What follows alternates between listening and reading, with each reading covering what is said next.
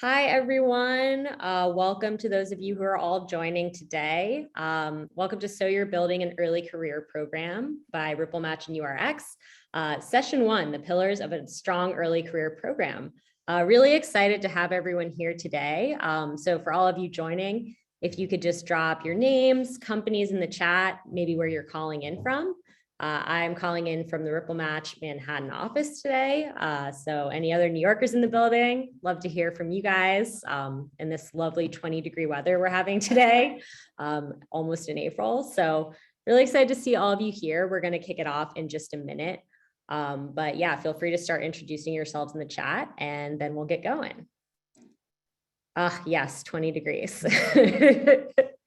Very depressing.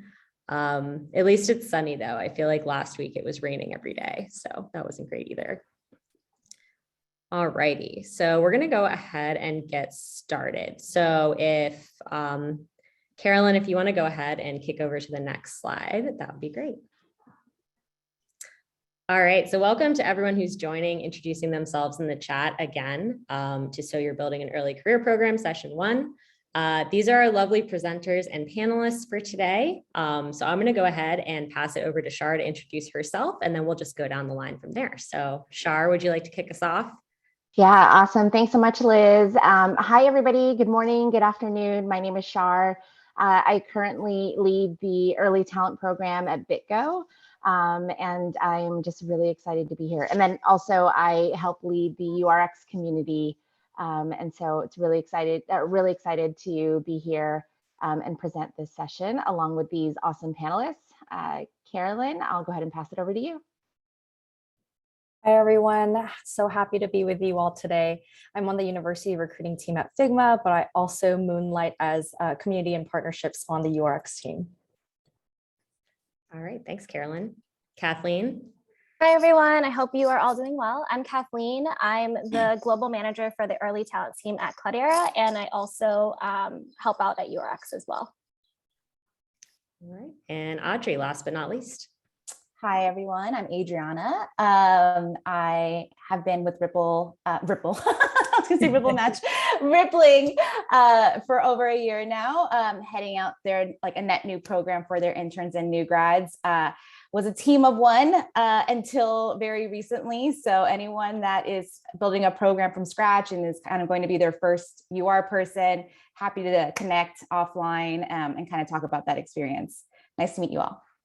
Awesome. Thanks, Adriana. And wanted to go ahead and introduce myself as well. I'm Liz. I am the community manager here for RippleMatch. I also used to be a campus recruiter myself. I was not a team of one, but a team of two. So I'm excited to hopefully contribute some knowledge to the conversation today as well. Wanted to quickly give you a little info about RippleMatch too, for any of those who are new here. RippleMatch is an early career recruitment platform. We help employers recruit their future. And our recruitment automation replaces job boards as the main way that Gen Z finds careers and removes the time-intensive work that goes into building diverse, high-performing teams.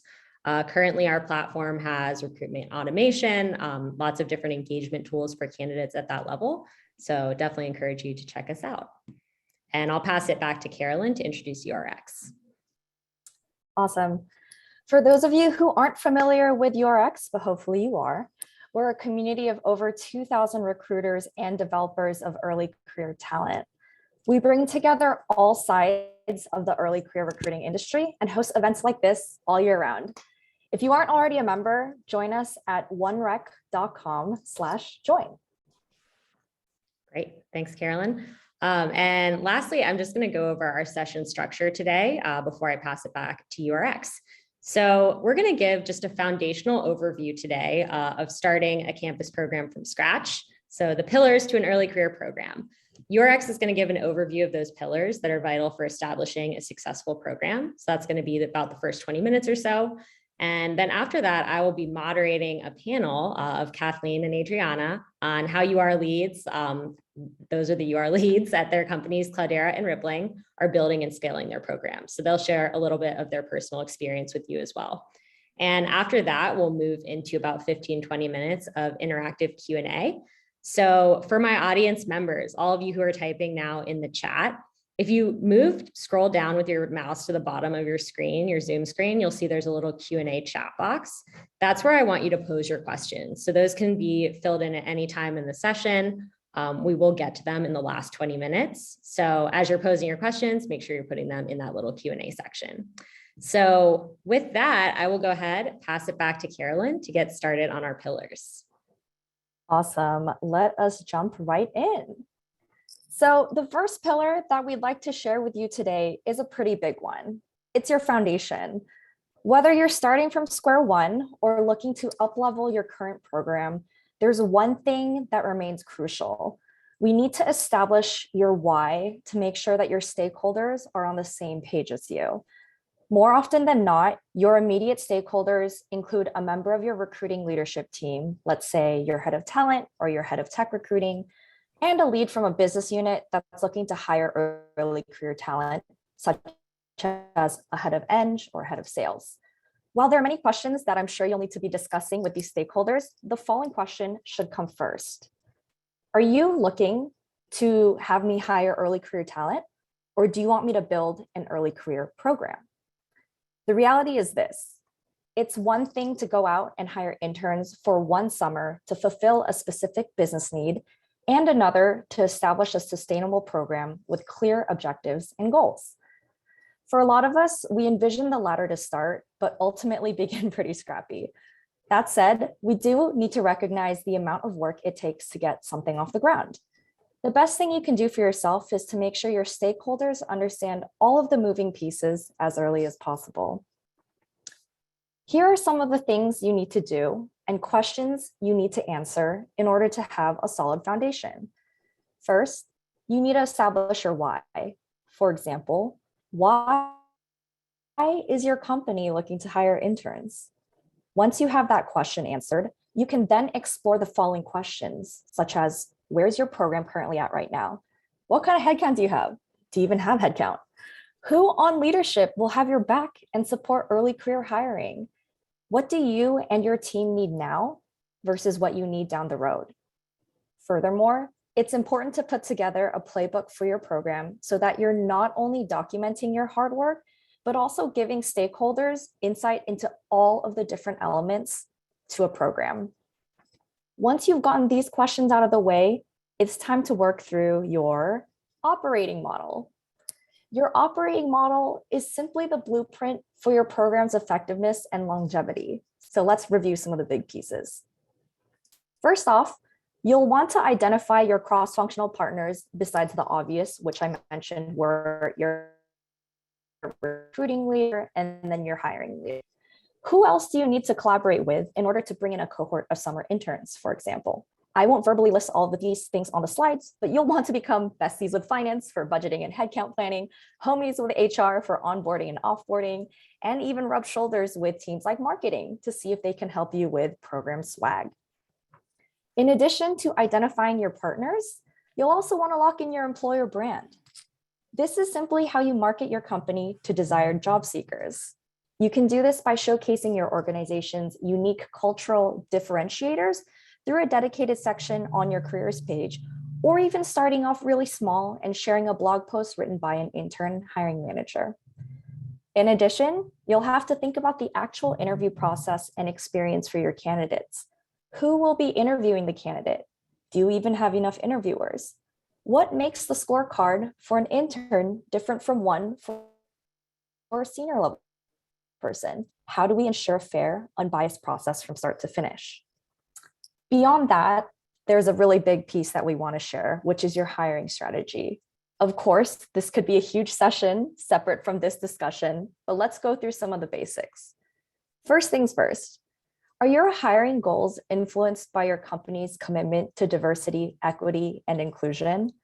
Whether you say yes or no, a winning early career program will need investment in this area. With today's early career talent being members of the most racially and ethnically diverse generation in US history, having a program that reflects this will ultimately help you stand out. You can start off by building your list of core schools. No, we're not referring to the top 10 lists on US News. we're actually referring to the list of schools and programs that have a candidate profile that realistically align with what your business needs. For example, while there's no harm in sourcing a candidate from a top engineering program for your software engineering internship, there is a pretty good chance that they're already in contact with employers that have an even bigger name brand, maybe higher compensation, maybe better benefits, the list goes on. So our advice for you is to be realistic. Great talent is everywhere, but we as employers need to put in some hard work to find them. Beyond your schools are your core communities. These are specialized groups and/or organizations that you can build a relationship with, from ColorStack for Black and Latinx computer science students to Europe for a strong pipeline of non-traditional candidates. There are so many other great groups that I can name, along with so much additional advice about hiring and recruiting, but ultimately it's on you to determine which groups and universities are worth engaging with to help you achieve your hiring goals. But what exactly are the numbers? How many people should you actually be hiring for your program? I'll pass it off to Shar, who'll share more. Awesome. Thanks so much, Carolyn. All right, headcount. So there's only two things with headcount. This can either be your most favorite thing to manage, or it could be your nemesis. And likewise, I know that this is very top of mind. I've worked as a UR leader for 5 companies now, and I've navigated 2 experiences. So let's address those 2 experiences. Carolyn, next slide. All right, what are those 2 experiences? Next slide. Either leaders in finance get it. So this is one where you can experience leadership or finance who have been through the headcount game, right? They have a process in mind. They have things that are standardized. And so it's really great to be able to work with them because they can help drive the process. And then I know that there are many people in the room who work with leadership and finance who just don't get it, right? And so what does that look like? That looks like they don't have any sort of direction. They're looking at you for a little bit of recommendation, advice. And so one of the things that we'd love to highlight is that a lot of folks love data, and a great way to really address headcount is to provide those data-driven recommendations on distribution leveling. So what does that mean?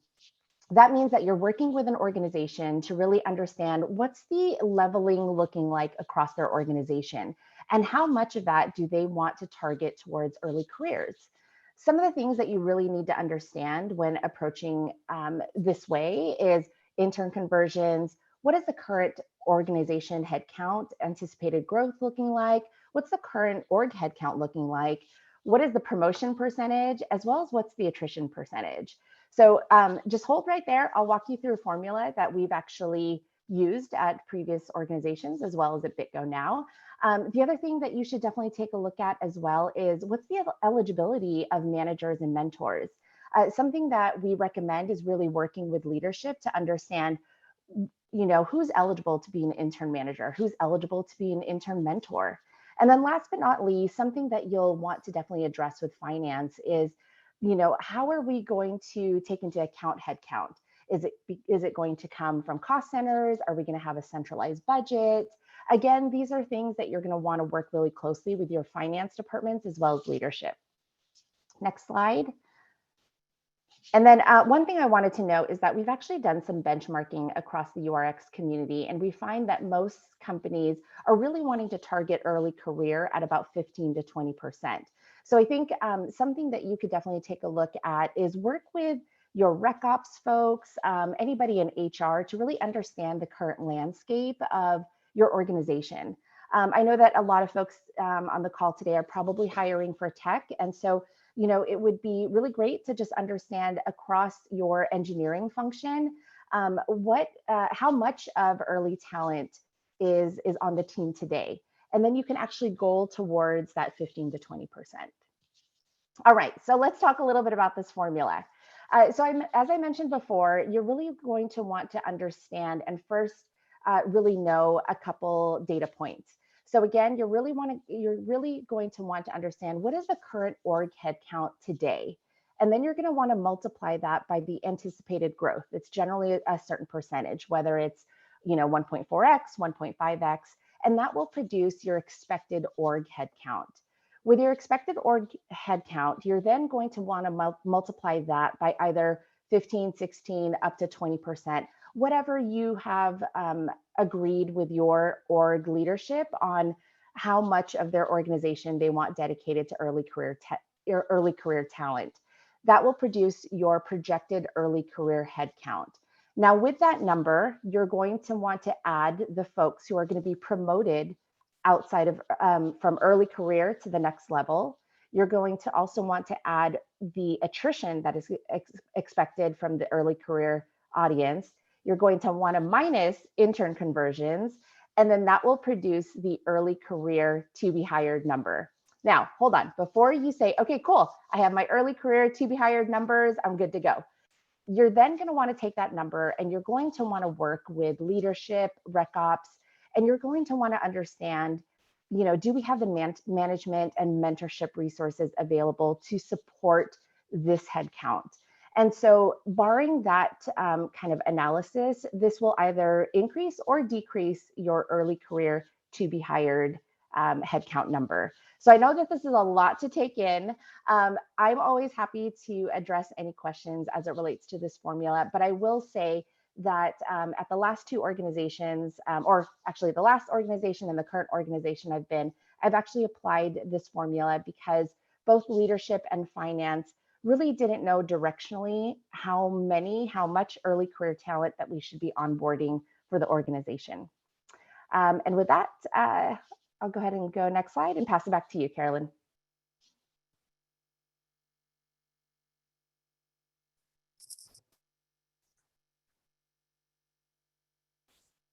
Sorry about that, just making sure I have the right slides. Awesome. So this is pillar 4, your tools. So what we're about to share with you is not like the full comprehensive list of all the tools you need, especially if in your first program or if you're in your first iteration of your program. These are merely suggestions that we think will help you and your team improve efficiency and data cleanliness. So really quickly, here are some of the tools to consider. There's so many tools. There's different talent CRMs like Gem and Top Funnel. There's things like Textio that can help make sure that your job descriptions are inclusive and clear and precise. There are also recruitment platforms specifically to find and source early career talent like RippleMatch, Handshake, and more. And there are also technical assessments that will hopefully alleviate some of the interviewer strain and or burnout that might already be occurring at your company. We all know that early career recruiting is very high volume and our work is very cyclical. And sometimes the businesses can't always accommodate that, or they might not even have enough interviewers. So we say that assessments are definitely a really great tool to incorporate into your recruitment work. There are some other miscellaneous tools as well, like Text Expander. Any shortcut or for a template or an email is definitely key. Every second matters, especially in the fall season when we're so busy and always falling behind. And there's also feedback tools like Lattice and Simba. And then I also included G Suite or Microsoft Office, whichever one you use. It's definitely our bestie and it's our go-to tool for all things. And then if you have, the budget and the interest in having a more established tool to manage all of your tasks, there are things like Asana and Trello that will help. We know that all of these tools, like I mentioned, quickly add up from a money perspective. So a combo of the things that we have in bold are ideal must-haves, including that recruitment platform, like we mentioned, and assessment tool, and just ways to keep track of everything else in your program, either through something as simple as a spreadsheet or through a dedicated platform like I mentioned, like Asana. And our last and final pillar is just your program experience. What are some of the pieces to a strong and high converting intern or new grad program? Here are some of the things that you should be sort of focusing or keep as top of mind. Pre-boarding, which is everything that you prepare in order to bring a new employee on. This involves sending something like what to expect on your first day emails, scheduling those initial meetings and creating agendas ahead of time, or even sending a newsletter outlining company updates just to sort of build excitement for these new hires. And then your onboarding experience, which is commonly known as getting a new employee the tools and info they need need to wrap up quickly. Most early career talent, especially interns, will benefit from having a structured onboarding schedule. So something like a 7-day, 30, 60, and even 90-day plan will definitely be beneficial to them. There's also things like offboarding where you want to close out the internship experience and make sure that the intern walks away feeling really positive and excited to sort of share and evangelize their experience on their campuses or to their friends. And so that typically looks like either a one-on-one feedback with the recruiter or the hiring manager, or even a survey. So feedback is really crucial. It will provide valuable insight into the areas of the program that were and even weren't successful. And you'll take that feedback to hopefully continue to improve and iterate for the following cycle. At the end of the day, each and every one of you are in different stages of building and maintaining your respective programs. You know your program the best, and we really encourage you to refine your strategy and identify which pillars are most important for you to focus on at this time. We hope that this high-level overview was helpful, and now I'm really pumped to invite Liz, Adri, and Kat to kick off the panelist Q&A. Awesome. Thank you so much, Carolyn and Shar. All of that information was super helpful. I really wish that I had had that formula when I was building an early career program. So excited to talk about that in more detail. So first and foremost, I'm sure everyone here in the audience is excited to hear how both Kathleen and Adriana established their early career programs, since that's why they're panelists today. So to begin, I'll pose this question to both of our panelists. Could you please share why your company or team felt the need for an early career program, and then how you first started the project? So how did you get started? I'll kick it over to Kathleen first. Hey everyone. I will preface by saying that we actually had somewhat of a program prior to me joining Cloudera. But when I joined, the program wasn't as robust and there wasn't a specific strategy built around it. But our CEO, our CPO, and all of the leaders knew the importance of early talent. It's the future of any company, right? Early talent. So it was great to see that they had a program, but they hired interns. There wasn't strategy built around intern conversions. There really wasn't anything put into place. And so I was hired on to kind of tear the program apart and then built it from scratch. Going back to why is it important to hire early talent? Early talent, there's a lot of articles around saying early talent is a more diverse population than Gen X or baby boomers. In 2020, 4.4 million Gen Zers replaced 3.6 million retiring baby boomers. Gen Y and Z appreciate diversity more than any other generation before. So really putting that information out to our leaders and telling them that, this is the importance of it and why we need early talent really hit home with them. But I'm really excited to say that we're also trying to build a sales internship program from scratch. So that's going to be a new process that I'm kind of building right now. I'll update y'all how that goes, but we're very in the beginning stages of a sales internship program in the US and then a sales internship program in the UK and in Cork, Ireland as well. Awesome. Thank you so much, Kathleen. So it sounds like you went in and did like a full gut renovation on your program. So that's awesome. Adriana, I'll kick it over to you. Yeah. And by the way, all of the tips that Caro and Shar shared already, I kind of feel like they did my job. Like, thank you so much. That was incredibly helpful. I mean, especially that algorithm that you created, Shar, that's actually really, really insightful. So thank you for that. But yeah, I was hired on back in March of 2021 to build out a net new program for our early talent program here at Rippling. They had like history of hiring, a trickle of interns in the past, but technically they were 1099 contractors, no structure whatsoever, no mentorship program, no events. It was like, technically they were there temporarily for 3 months and then off they went. And they really, like, our leadership really felt like there was so much value in the intern program. They just didn't even know what step one looked like. And so, luckily for me, I had the privilege of building out an internship program from the ground up at Slack, where I was there for over 5 years. And, I think one of the things that I've learned in that experience at Slack was that it is important to have alignment on the program from the very beginning. Also sponsorship. as you're building out and scaling a program, it's important to have the right people in your corner as you're scaling the program. In addition to that, as you're getting pushback from hiring managers or from other functions in the organization, having that sponsor to really be there to push back and kind of be in your corner is incredibly helpful. So building a UR playbook is an absolute must, but taking an even step back before that, I created a contingency plan. And what I did was built out like, what is the objective of the program? Who's going to be the internal stakeholders involved to be able to have buy-in into the program? What are the AIs that I need from each of these stakeholders? So like, for example, if you're building out a program and you're hiring individuals, one, does it have to be on site? Can they be remote? Are we even legally allowed to like hire from anywhere in the world? Or are there restrictions around that? Like things that are so granular that you may not think about are incredibly helpful to get ahead of so that you're not, encountering any roadblocks in the future.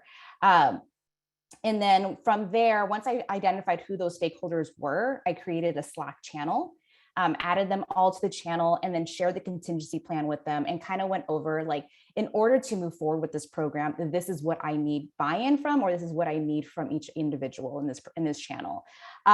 So, being able to build that foundation of like the structure of what this program is going to look like and who's going to need to be involved in the program was something that was very critical for me to get ahead of. Again, I think these are all learning opportunities. I think at Slack, we kind of went like, we learned as we go.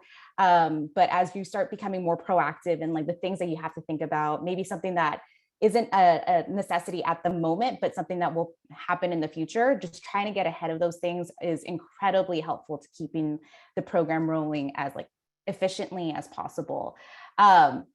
So once I was able to kind of have all the key pieces in place, I then created the UR playbook, which kind of pretty much highlighted all the things that Caro and Shard talked about, which was like, the purpose of the program, timeline, headcount planning, what do our partnerships look like? What does the interview process look like? Even like the timelines for the program. I think that's also really important to have in writing when these programs will be happening. Like if you're going to have just a summer internship program, or if it's going to be a year-round program, having those in place, because you will find hiring managers that will try to hire outside of the cycle.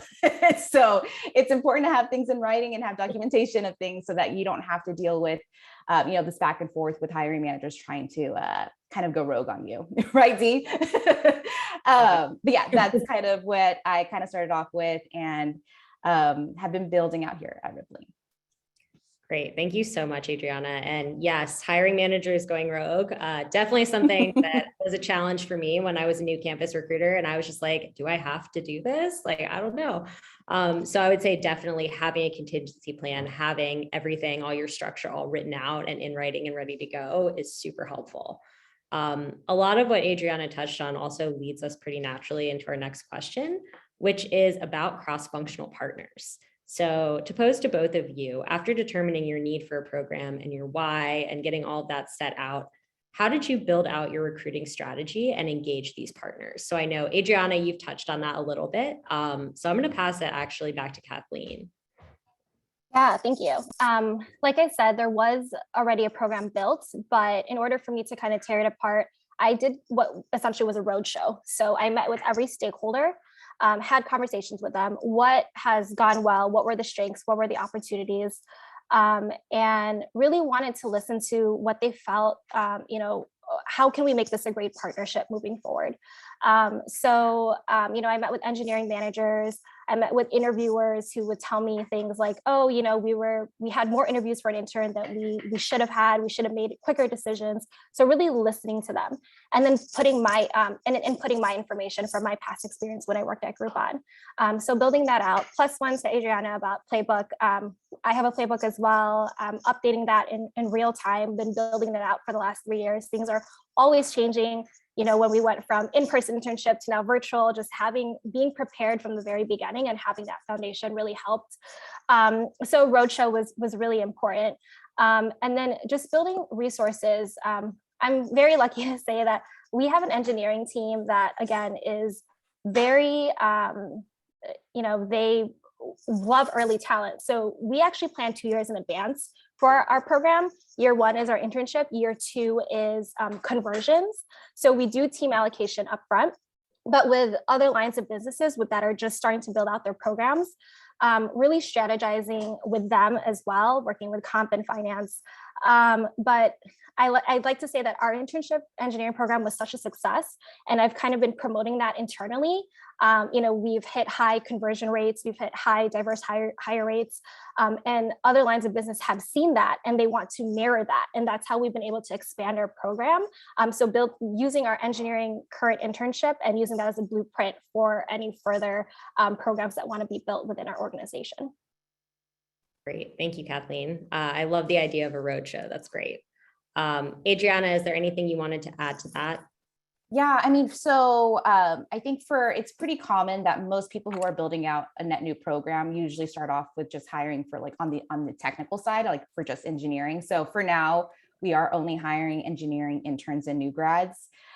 One of the things that was critical for me was to identify who my engineering DRI is. And DRI stands for directly responsible individual. This is going to be your sponsor. This is going to be the person you're going to work really closely with on headcount planning, on recruiting strategies, on the interview process, who's going to be involved in the interview panels. I think having someone, not every company does this, but for me, that has been incredibly conducive to like the program, like just having consistency, having someone who I can lean on. I mean, I don't come from a technical background. So, being able to talk about what kind of questions we should be asking, it really does help to have someone ideally in a senior manager or director level, kind of being your sponsor for the engineering internship program. So trying to identify that person very early on as you're kicking off the program is going to be really critical, especially as you talk about what the manifesto is for that program. So I think that was definitely something that I didn't really touch too much on, but wanted to like really emphasize how incredibly important that person is going to be for your program, especially on the engineering program. Yes, definitely agree with that, Adriana. I think especially for those more technical roles as a recruiter, you need that other person to engage. So definitely something to point out. So for our next question, for both of you, what are your suggestions for when management wants to start an early career program, but individual teams don't have or provide headcount? So this is something that is really specific to being on a campus team. A lot of times leadership from above is saying that they want a program, they want to increase diversity, they want to increase this early career hiring, but the individual teams aren't providing the space for that. Do you have any advice or suggestions? Yeah, I'd say that I've gotten requests for more early talent in the last 6 months globally than I have in the 7 years that I've been doing this. And I don't know what's in the water, but I've gotten more requests. And so my inbox is inundated with so many emails from different VPs and directors. I want to build a program. How do I do that? Where do I start? Et cetera. So I built an FAQ doc, a slide deck, where it talks about what our early talent team does, who is our main points of contacts. We do have a global program, so a contact in EMEA and APAC in the US. And then from there, breaking down the processes for each region. This is when recruiting timelines are for each region and what is expected of you for a hiring team. So setting the expectations right from the bat. Do you have budget approval? Do you have the bandwidth? Are you able to onboard someone who's so early in their career? And setting those expectations. I also put together a headcount request form as well, collecting that data so that when budget talks start to happen towards the end of the year, I can say that these are different lines of business that have been requesting intern for the past year. Are we able to make that happen for the following year? I send these emails out in preparation for that. And I usually say, if you can't cross this checklist, then we can't move forward, because I want to make sure that you are prepared. Everyone wants an intern, but not everyone is prepared to have one. That's the reality of it. So really want them to understand and educate all these stakeholders, one, the importance of it, but what goes into it prior to making the commitment. So that's what I do prior to. I know, again, they may not have headcount, or they're trying to carve that out, but really want them to be prepared prior to that. Great. Thank you so much, Kathleen. Adriana, anything to add to that? Yeah, no, heavy plus to that FAQ, like just having something in documentation, like, hey, read this over first, because I think a lot of people are very reactive versus proactive. And especially when it comes to like, if you ask anyone who wants an intern, people will most likely always raise their hands, but never really understand what comes with that package of having an intern. And I talk about too, like, you know, the repercussions of being reactive versus proactive. At Slack, we ended up actually overhiring interns and not being able to convert. I think we had like 30% we were actually able to convert, and it left a really sour taste in a lot of these students' mouths. Like they went back to their schools, and now you had a reputation of being a company that doesn't convert. And that's really, really, I think, like it really does hurt your brand for a very long time until you're able to kind of show that you do convert. And so anything, you know, when you talk about just the repercussions of being reactive versus proactive, you can kind of highlight these things and just have them understand, like, this isn't something that you're trying to say no to, but this is something that we'll need from you as a stakeholder to be able to move forward. And if they're not able to Kat was saying, like, if you're not able to kind of check off all the boxes that we need from you, unfortunately, at the moment, we're not going to be able to move forward, but like, let's circle back, you know, next season and kind of see where we are at that point. Right. Yeah, that's a really good point around the conversions as well. So for our next question, for both of you, what were some challenges that you experienced while building your program? And what's something you know now that you wish you knew then? So Kathleen, I'll kick it over to you first. Adriana, do you want to go? You know what? I honestly really struggle with this one too, because I mean, I think we both have been in the UR space for a very long time. That, you know, I think documentation is key. Like, again, having that buy-in from stakeholders very early on is also important too. So, you know, sometimes it requires more time and a lot of thought and things taking longer to get executed. But I think in overall, like, it's, again, being proactive versus reactive is very key. And so anything you can do as you're establishing a net new program, kind of really setting that foundation, setting the expectations very early on, I think is going to be helpful in the long run. And documentation is always important to kind of have, like, this is what it means for like eligibility requirements. This is what the timeline looks like. This is what we need from you as a hiring manager. Like, having that documentation is going to be really important. So I would say that's like something that maybe over time I've learned. But yeah, I mean, I can't really go back 8 years. Maybe something I wish I would have known. Yeah, that's a good one. I think for me, being able to advocate for your program by being very prepared. In the past, I feel like the programs or the UR teams I've been a part of, we've kind of been siloed from industry recruiting or just TA in general. And so now that I report to the director of engine recruiting, I've been kind of educating them on what it means to build an early talent. There's just a lot of work that goes into it. So again, being able to advocate what goes into it, the amount of work that goes into it, the amount of resources that we use and the help that we need. I think that is something that I wish I knew. And also just the roadshow, again, going to your stakeholders, updating them as much as you can through the processes, you know, having them involved as much and building those relationships is really important. Great. Thank you both for those very solid pieces of advice. And to close out, we're going to move into the open Q&A in just a moment.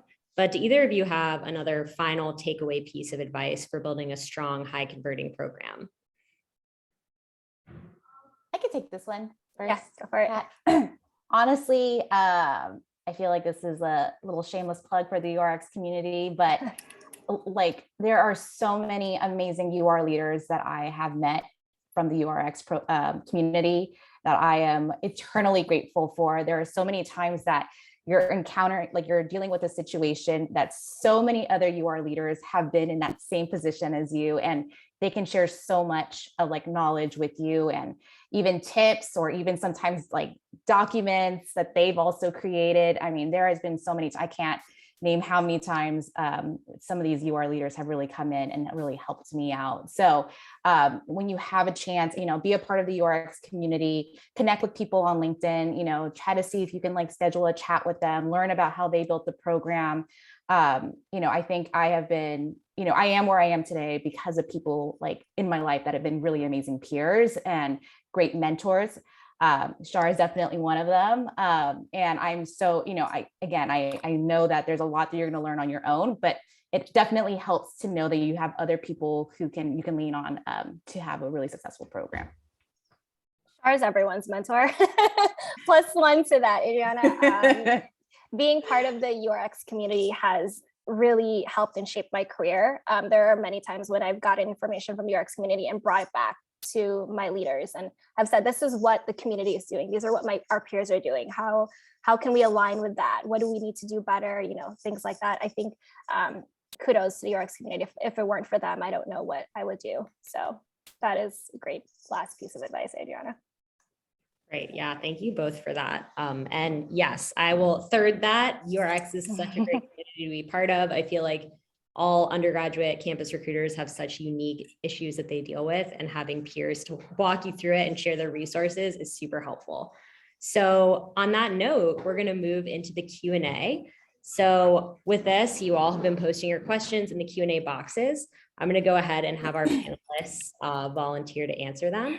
So for our first question, when hiring interns, do you use a vendor or hire internally? What are the pros and cons? So Kathleen or Adriana? Please repeat the question. I'm so sorry.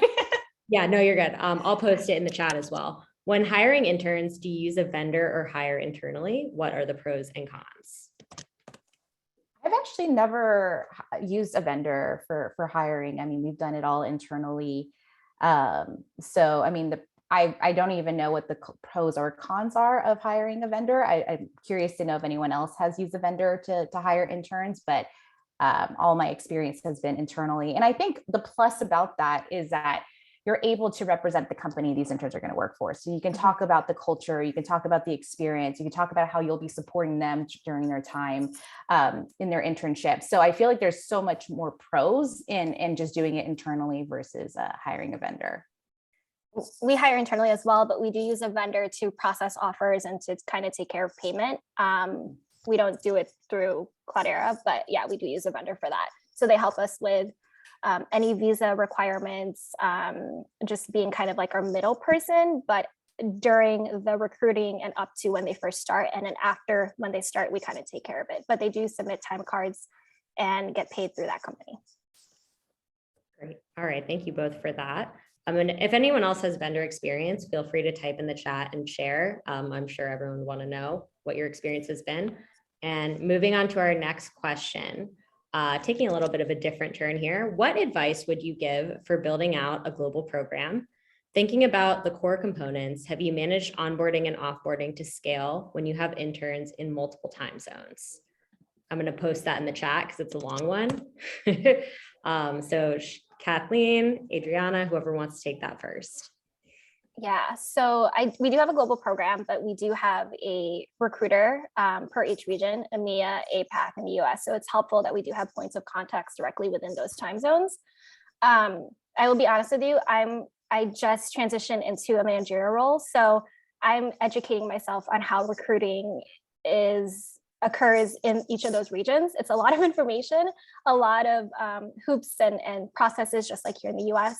But I do have a point of contact. And I also have other leaders within those regions that actually help my recruiter in those regions when I'm not available. So building those relationships with those leaders for them to be their point of contact in case I'm not readily available for them. And building those relationships by educating them on how early talent works, and if they can be kind of their go-to, that's great. But yeah, we're still in the process of learning how each region works. Yeah, currently we're just having a program for just SF. We actually do have another hub in India, but there is a UR person that is managing that program over there. One of the things that I think I've been chatting to our head of recruiting about is that there's been such an appetite for the intern program, which is amazing. But I think sometimes when you try to scale it too big, when a program just rolled out a year ago, it can really kind of fall apart really easily. And you want that program to feel very cohesive no matter where it is in the world. And so, having like a UR person at each of those regions is going to be a big plus, especially when it comes to time zone conflicts. But I think it's also kind of really making sure that a lot of the processes or a lot of the program pieces are kind of very cohesive to what the US, kind of very reflective of what the US is doing. And so these are kind of ongoing conversations that I've been having, because just recently they kind of were like, we're going to go global with the program. And I'm like, okay, we just rolled out the program like not that long ago. And, I want to, again, be very proactive about that experience and like be thoughtful, because I want to make sure that every intern, no matter where they are in the world, feels supported and feels like they're having an amazing experience. Again, and I think it might go back to creating that contingency plan again of like, what does it look like if we do go global? And then what's the buy-in look like? What are the AIs for that? And going off Adriana, to ensure that there's a great experience and to also introduce other interns from different regions, we created a Slack channel that all of the interns globally are a part of. We do a monthly newsletter where we send out globally, and we do have like fun quizzes and things like that within the newsletter, and they get a prize if they answer. So we try and connect them in that way, but of course it's definitely harder to get everyone on the same Zoom meeting or whatnot, but those are ways that we connect our interns globally. Great, thank you both. For our next question, and I'm going to post this in the chat as well. Of the total early career headcount to be hired, is there data around what percentage of this number would be filled through intern roles / intern conversions versus FTE new grad roles?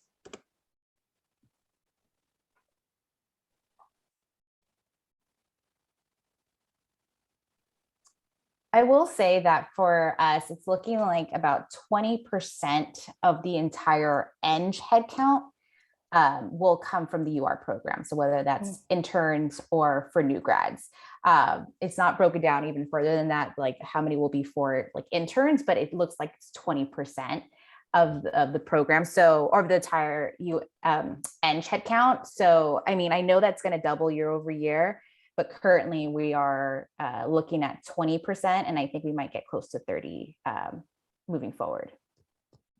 We're same with us, we're staying at 20%. All right, thank you both for sharing that. And this is a good question. I like this one. Any advice for shifting a culture of managers who feel that they don't have time to train early career hires? Don't get an Yeah. I try and prepare my hiring managers and teams prior to early talent or prior to recruiting for the season. So they have to take a mandatory or attend a mandatory meeting, and it really sets expectations that you need to be available, have weekly one-on-ones if you're a technical mentor, bi-weekly one-on-ones if you're an engineering manager. But I have them go through this training, and if I feel like they're not ready, or if they go up to me and they say, Kathleen, we don't have time, we obviously don't give them an intern. I'm grateful to be part of an engineering culture where they do understand the importance of internships and mentorship. And so I haven't had that much of a problem, but I did have one hiring manager that was very honest in saying that everyone that I'm hiring on is mid to senior, and they're not going to have time to really mentor this. I don't want to have this intern on my team. Can we just give up this headcount? So they actually gave it up. But I think I've been lucky to come across these engineering managers and folks that understand the commitment and will not commit if they don't feel like they have the time to train an early talent candidate or intern. Yeah, I mean, I think one of the things, like when we talk about like people who are asking for interns and having that like FAQ of like, here's like the requirements to even have an intern, like I think one of the things we do set the expectation on is like the hours a week you'll have to commit for this intern. So like really breaking it down by like, here's how many hours you're going to be having to spend with this intern. Here's what it's going to look like. Here's what headcount should be looking like if you're going to convert. So I kind of set that expectation very early on so that we're not having these surprises of like, I don't have bandwidth to like manage this person. But, I think kind of like Kat was saying, like, luckily at Rippling, we have had just some amazing managers here that they're so invested in the program.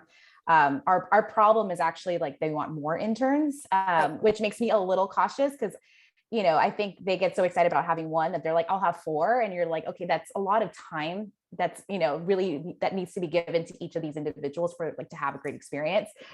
So, kind of starting off with maybe 2 and kind of seeing how that goes. And then if they feel like they could take on another one the following year. But really trying to have each manager, especially if this is a new program, this is the first time being an intern manager, just giving them maybe like trying to start off with one first, if anything, two max, but really making sure that they have assigned mentors that are going to be able to be their like go-to person during their time there. Awesome. Thank you both for that. Yeah. What was the thing Kathleen said earlier? It was like everyone wants to have an intern, but not everyone should have one based on the amount of time they're willing to put in. Yeah. So for our next question, about how much time did you use to prep your programs prior to launching your initial cohort?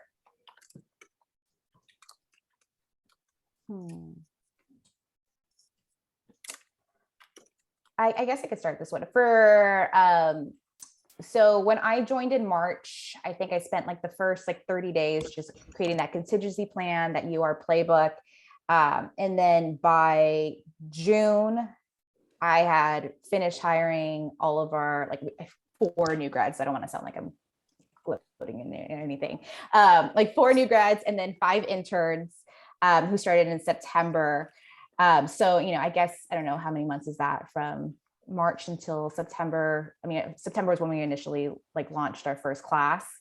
So I guess it took, oh my God, May, June, July, August, like 5 months from the moment of we like created that contingency plan to when like interns actually joined. So I would say 5 months.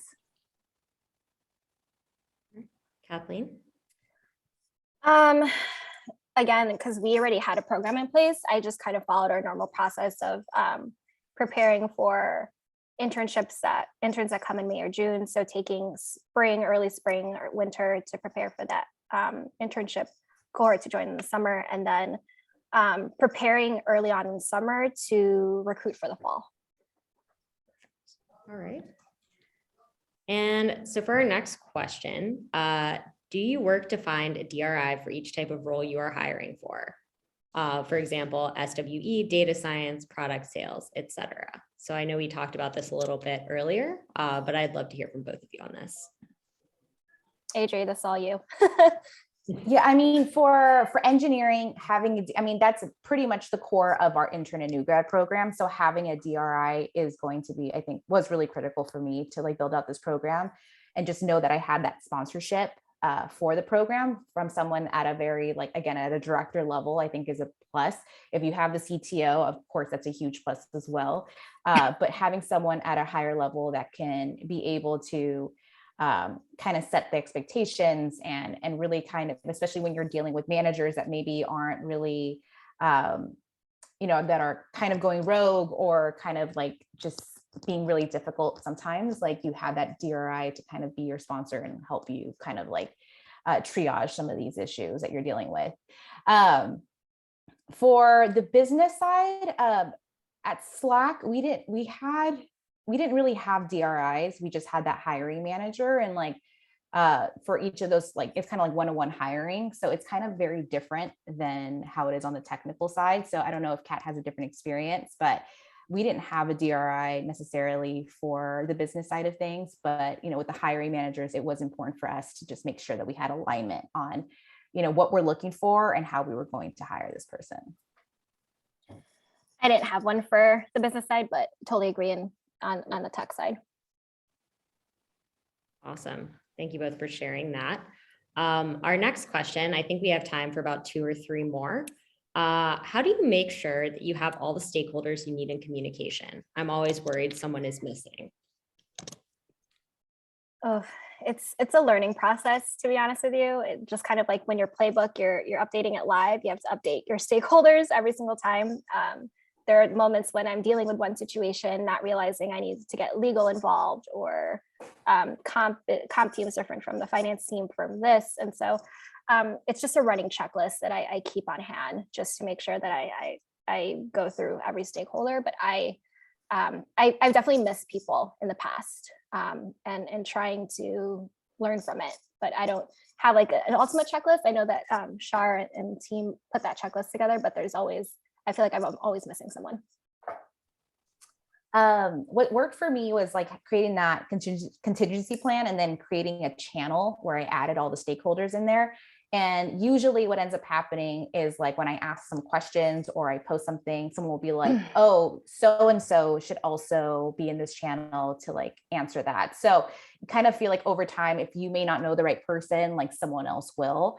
So that was really helpful. But I think, when you're building out a new program, I think like the key people that you should definitely have involved is like HR, legal, comp, having the person kind of work with you on like, what does comp look like for interns and for new grads, even like IT, making sure like, are there enough laptops for a program for 20 interns, something that you don't really think about, but there could be a possibility that we may not have enough in inventory. So like all of those things, like really kind of having those right people. And usually from there, the conversations end up opening up other questions that may involve other people that you may have forgotten. So that's kind of how it happened for me. But I would say there's definitely like key stakeholders that you should have, like that should always be top of mind when you're building out a program.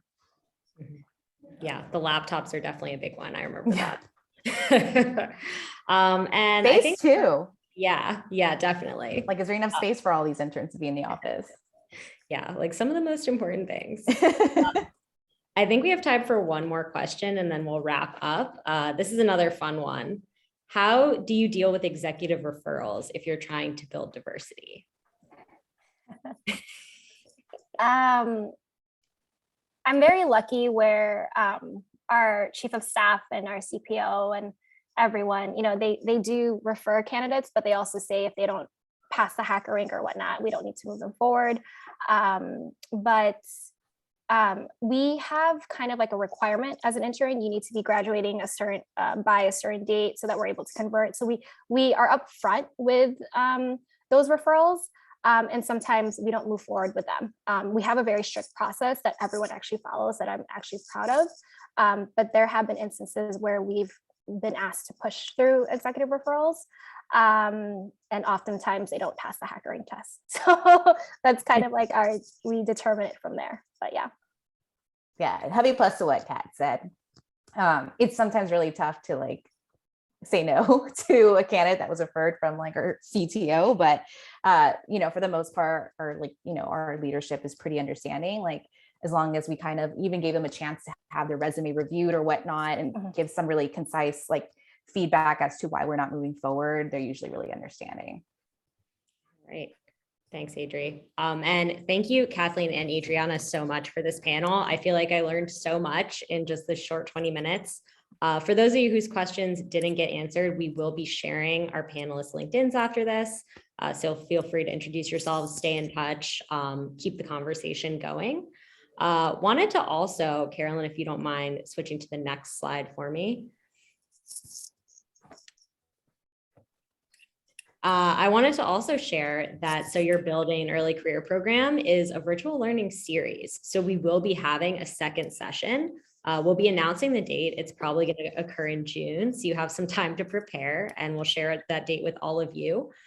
So we'll be having a second class. We're also going to share the session 1 content on the OneReq blog soon, as well as a recording to everyone who attended or anyone who missed. We'll have a recap guide as well. And also don't forget that registering for this series gives you a discount to the URX 22 conference. So using that code RM10, we'll share again in the follow-up email for 10% off your conference ticket. Carolyn, I don't know if there's anything you want to add about the conference before we wrap up. Yeah, absolutely. So yeah, like Liz mentioned, we have our annual conference coming up. This is open to everyone in the talent acquisition space with a focus on early career recruiting. If any of these pillars were of interest to you, specifically about headcount or early career programs or early ID, apprenticeships, or any of the other things that we couldn't even discuss today, there's a good chance that we have a panel or session at the conference discussing those subjects in more detail. So we would love to see everyone here at that conference. It's virtual and will be taking place Thursday and Friday, May 5th through 6th. All right. Thank you so much, Carolyn. A huge thank you to everyone from URX, to our 2 panelists today, Kathleen and Adriana, and to everyone who came. Hope to see you at the second session. Thanks, everyone. Thanks, everyone. Have a good one. Everybody. Bye.